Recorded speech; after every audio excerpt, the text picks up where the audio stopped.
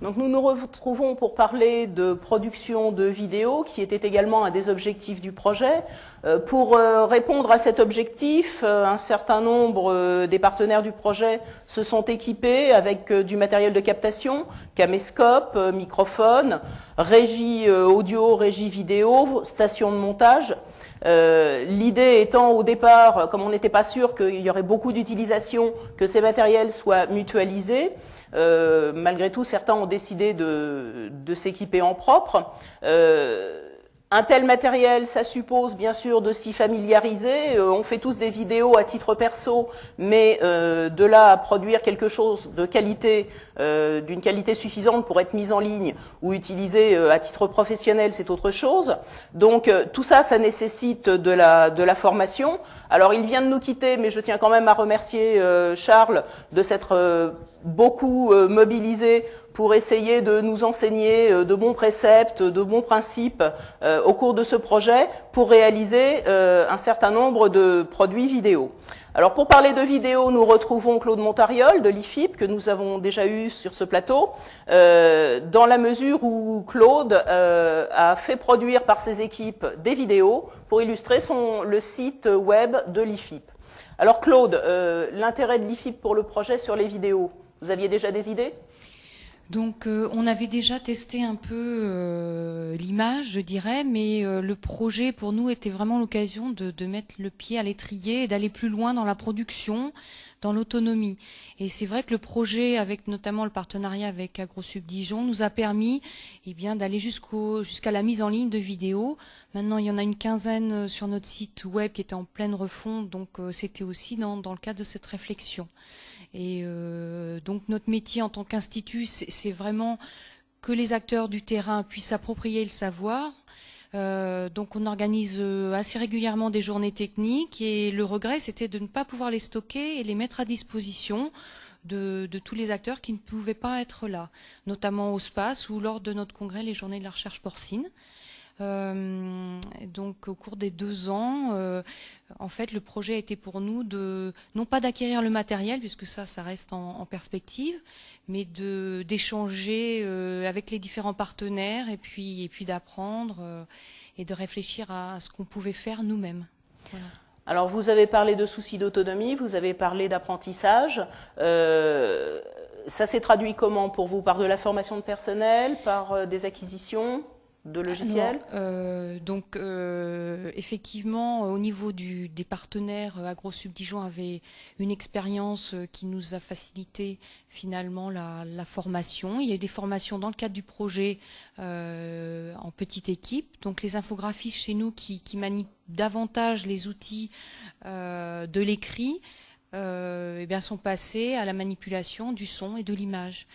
Donc concrètement, on a réalisé des captations avec le matériel du projet, et puis on valorisé ce temps des experts, alors avec quelques freins qui sont ceux du live, avec des erreurs au départ, et puis petit à petit on a vu que c'était tout à fait à la portée finalement de quelqu'un qui est motivé par les outils quand même, qui a une sensibilité aussi pour la communication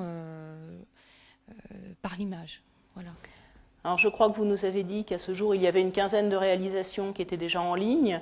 Est-ce que vous avez pu dégager un chiffrage du coût de ces productions? Alors pour une vidéo d'environ 5 minutes, on compte pratiquement une journée complète de travail de techniciens sur les outils à notre disposition. Alors après, il faut rajouter le temps de captation, de mise en ligne, d'organisation sur le site. Donc je dirais que pour une vidéo, on arrive vite à quelque chose autour de 900 €. Alors après, par rapport à l'écrit, il faut bien voir qu'on n'a pas les frais d'impression, les frais de poste, de courrier. Enfin, finalement, moi, je suis très, je